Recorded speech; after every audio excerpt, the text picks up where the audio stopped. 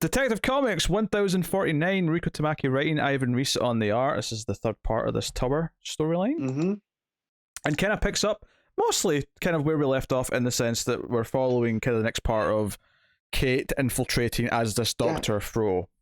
Yeah, definitely the most sinister so far. Like, there's a lot of things that are going on at this that don't quite add up. Yeah. Just as well, Frau, not Fro. Frau, sorry. It made, I just, normally I wouldn't care that much, but it made a big deal of, in so the in introduction German, of it, her name being is like, Dr. Lady. What? Sure. He said Frau. Oh. Dr. Frau. Dr. Lady. Fraulein. Yeah. Yes, Yeah. but it made a point of saying it was, rhymed with Brow, right? Yes. Right. Which he would like the whole thing with where. I mean, it did, but I don't think it's that important in the long run of things. No. If anything, we're still gonna call her Kate. Yes. If anything, it was just an excuse so that he could do it with his name, so we know how to say his name. Right. Yeah. Because up until then, I was like, is it Weir or Where? Yeah. Right. So we got that. And where it is. Yeah. So I think what I like about this issue, in terms of where it is by the end of it, because it does ultimately reveal that Huntress was already in there as a patient. Mm-hmm. She was infiltrated as a patient, and I like how this issue ties it more into what the Detective Comics run has been, because Huntress's state of mind and what she's been going through, where she's been like, feeling and experiencing the violent crimes around the city, that now plays into this.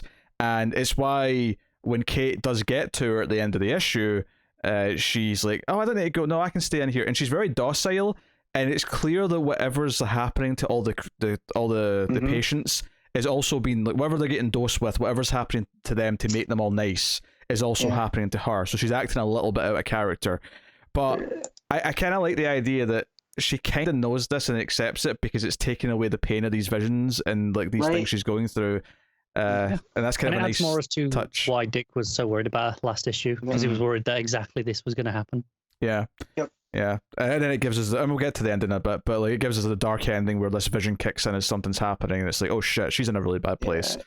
And they're starting to hint that Dr. Ware is working with someone named Dr. Ocean, who's the pharmaceutical. Yeah, we heard the name person. last issue, but yeah, we heard more of it this time. Yeah, and so we don't know what they did, and so it feels like something's up, because they also have people selling drugs, within the confines of Arkham Tower. Yeah, this gang that was brought up before is getting their supply from which was brought up before, but like we actually get a direct meeting in this issue where we see him talking to the leader of the gang, and like, okay, so they're talking about this. There's a supply chain thing going on. There's a theme in this issue as well about talking about movies and talking about violence in movies, and like it's basically like Anna Volshin's like talking about her past in therapy, and it's like, oh yeah, this is something I saw in a movie and it was dark and I remember. But you see like these like moments of like all these bodies in a basement, and you presume that no, this wasn't a movie. this was just this was her life. So yeah, and they keep like, oh, this movie, no, that wasn't it, and it's like Serpico. Yeah. And trying to think some of the other ones. It's like they're not allowed to talk about violent movies, but they all do it anyway, and and the doctors know they're doing it anyway. It's just like, well, we're not really going to be able to stop them. Right. Trying to stop them talking. Yeah. And then we get like one of the other inmates, patients. It's not even a patient. This is a this is a guy who works with the gang, who's kind of in there as like a I don't know what his job role is technically supposed to be, but he's brought up later when the gang leader's talking to Dr. Ware, and Dr. Ware's saying, hey, there's been a complaint about a patient. And at first I thought, or saw one of your people, right? And at first I like, it wasn't until the end of the page I got the implication that he was kind of like hitting on Anna Volshin, and it was like a harassment thing.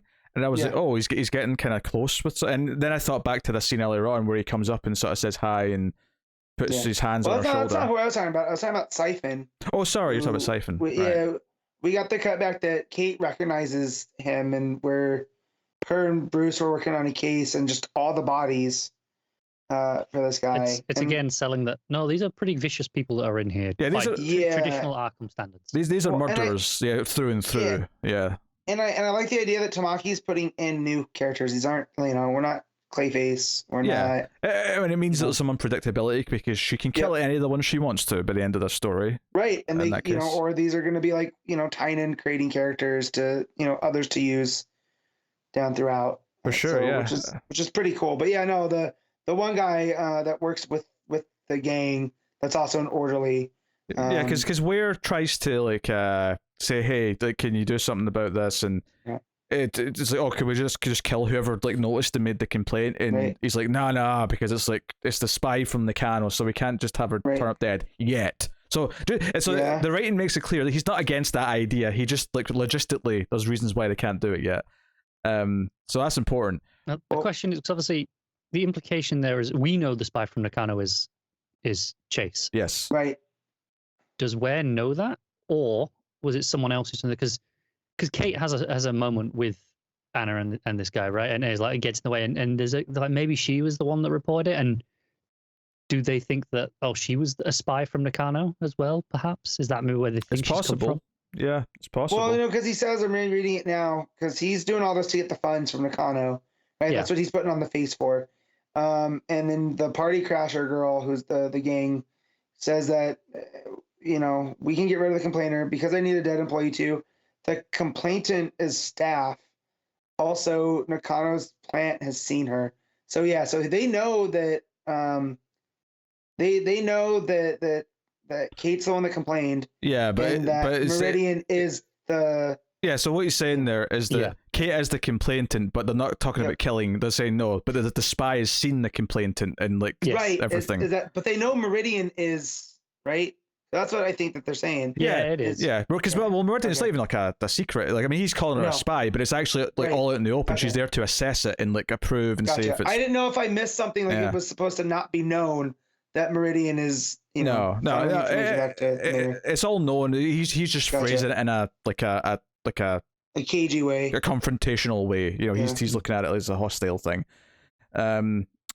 And it sets up this idea that okay, so this guy's like trying to hit on the patients, and it is very like, you know, what's the word I'm looking for? I mean, creepy, I guess, works, but I'm looking for something more specific because sinister, yeah, because it's heavily implied that the reason why he's even doing this is because he knows they're all doped up on something to make them all calm. Predatory is the word. Yeah, predatory. That's a good word because that's kind of the big ending, right? Is that when like he goes to the cell of Anna Volshin, he's like shocked and like terrified that she's not actually on whatever it is, and she's able to just like fight back and like, you know, kill him. And the final of the book is Huntress like basically experiencing this violent crime with this new ability she's got, and like just lying in bed like and hearing the screams or the screeching, and it's really horrific and like really paints this like really, and obviously like it does a good job of us like like we don't feel bad for this guy because he's a predator, like you say, right? Yeah. But it's like, okay, like this is really set up that Anna's faking like being okay. There's some, I mean, we know it's all going to go bad because the story's teased it and but and it's because is she taking the meds and they're not affecting her, or is she only pretending to take them? Yeah, right, but she's clearly not violent the whole time, and she's not just biding her time, you would think, right? So whatever stuff they're doing kind of does work. Possibly. That is, you know, I think that's possible. Or she is, but you know. Yeah, actually, I would say she is just faking it until you know, time is right. Maybe. If I have any like minor critique of the issue, is that maybe like Tamaki's voice for Cass is just a little bit wordier than I would have preferred. I felt that as well. Yeah. It's not a big deal, you know. It's one of those things where it's an ensemble, and different writers will have different like techniques to writing her. So. Like it's not much. It's just like there's an extra word or two. It's just there's lines like, no product with her now though. I think it's like just get rid of that though. No product with her now. Yeah, it's not a big deal, but I do like the idea that okay, so the gang leader comes out of the building and Cass is like tailing her, and like so you get this sense of still that they're all working together and like looking at all these different avenues as to like so there's a lot of build up where Kate changes into her Batwoman outfit and then goes to find Huntress, and this confirms that she's there. We talk about that gorgeous first shot of her, like with the shadow, with just that, which has like the mask coming out essentially. Sure, well, this just got up into the duct. Where she says, "I'm in." No, for Huntress. Oh, for Huntress. Oh, Huntress. Yeah. Oh yeah. But the shadow in the back, yeah. I mean, I hate to call it this, but it's the best comparison. It's the Phantom Menace poster. effect. It is. Kind of. Say what you want about that movie, and you can say lots of things about that movie. I won't argue, but that poster is phenomenal. So yeah, it is. Yeah, no, it's something to do with Batman all the time. The shadow will make the bat ears, even though he's. But it's just it always works, and this is nice because it's a subtle thing. It's not there all the time, and also I think it's useful because it tells you it's Huntress from a visual perspective, even before it tells you later on in the page. Don't get me wrong, but immediately, just as a visual clue, this is Huntress. You know that because that's there. Yeah, but of course, Batwoman set off a bunch of sensors, so even though she has to leave Huntress behind, she still has to go through a bunch of guards. So we get a bit of action as they're all firing at her, and bit of stuff. She jumps out the window. Some nice panels.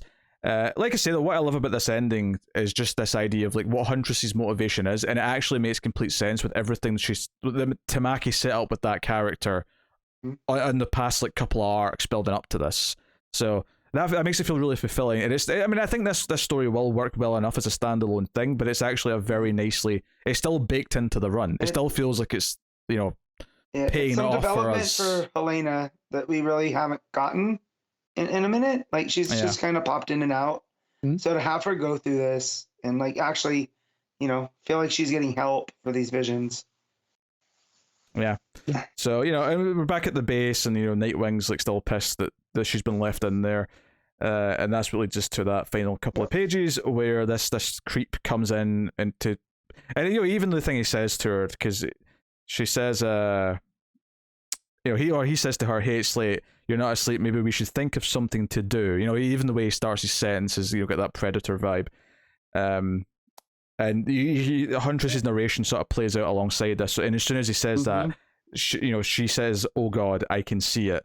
So even before it turns and it's actually him that's the victim of the moment, the horror of the moment's already sort of creeping in. And she mentions that her that tranquility she's feeling from whatever they're doing to the patients, whatever they're giving them, fades away quickly. And she's lying there in the dark as she hears screaming. Honestly, as far as building up the story, continuing the threads, but adding this extra layer, because that's the big meat of this issue, I think, is this extra layer with Huntress and why she's wanting to stay in there, and kind of how her ability and what she's been going through is going to play into this now going forward. So, really neat.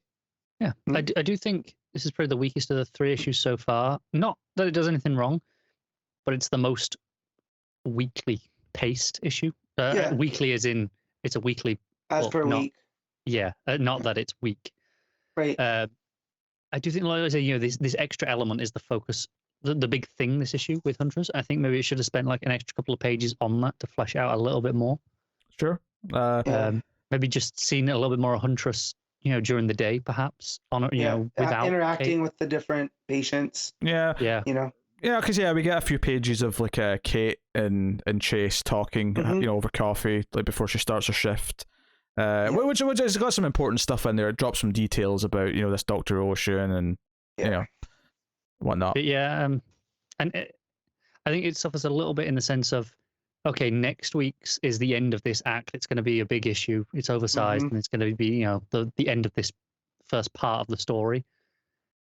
I kind of feel like it's spinning its wheels a little bit in the sense of it's just all right, okay, we're getting there. And it's just waiting for this event next week to kind of, okay, now to propel us into the next stage of the story. But it's not bad. I think that's fine because we are going to ramp it up. I mean, they kind of tipped their hand at the first issue with the kind of more die-hardy aspects. So. Yep. I do like going and seeing the stuff that's been happening there, and kind of a wild card like Helena is, at least at this point. And we know that Ware gets thrown out, but that leaves Dr. Ocean still. So it's is Dr. Ocean the one behind all this, and Ware's just the fall guy? In that first issue, we were speculating as to whether Ware was even dead or not, or whether it was even him necessarily. Right. But now that we've introduced Dr. Ocean as this other entity, or that's above him, that maybe we don't need Ware as much as we thought we did when we read that first issue. Well, and he's coming off too. The first time we see him, he's all this camera ready type guy, but behind closed doors, it seems like this is just about money, and he doesn't actually care. And it was that attitude that is going to lead to the or events of even Arkham Tower. more so, because that last issue kind of implied that it's not even just so much it's about money. Like, he hates people who go to mental hospitals, so there's maybe more of a it's he's got a goal, but the goal's the opposite of what he's claiming it to be. Right. So yeah, no, it's you know, and obviously Ivan Reis's art. It's Ivan Reis. Yep. You know, mostly a little weekend points. I much as I like him drawing Dick, that this one is just, I don't, maybe it was the inking or the coloring down in the, you know, their makeshift cave. It felt a little bit weird. Like, it wasn't bad, it felt off for me. But everything else looks fine.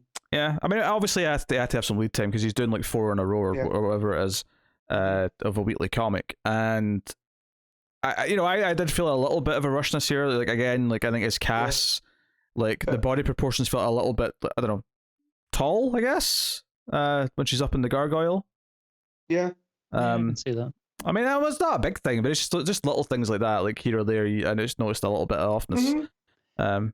It's very much dependable, Ivan Reis. It's not his best work by a long shot. Yeah. I don't think anyone would claim it is. I don't think he would claim it is. But it's still fairly solid, and I would say there's still moments that look good on the roll. There's still, you know, the Huntress page, a couple of the Batwoman pages. I think that the final page is probably the best page of the image of the book. Just, you know, that image of just, you know, the harsh kind of bluish light coming from the doorway. It lands the narrative point and feeling that it wants to.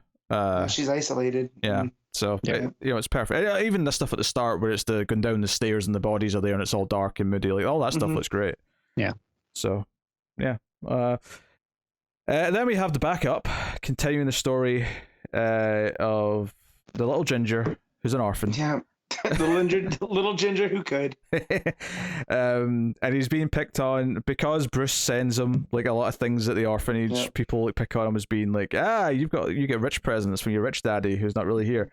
And this brings in Jonathan Crane into this story, which is an interesting direction. He's the last person who should be working around kids. I know. He's working there. He actually gives the kids some advice. And of course, like he mentioned something. What was those last things? I hope, you know, hoping and dreaming, you know, for things will be different won't change that.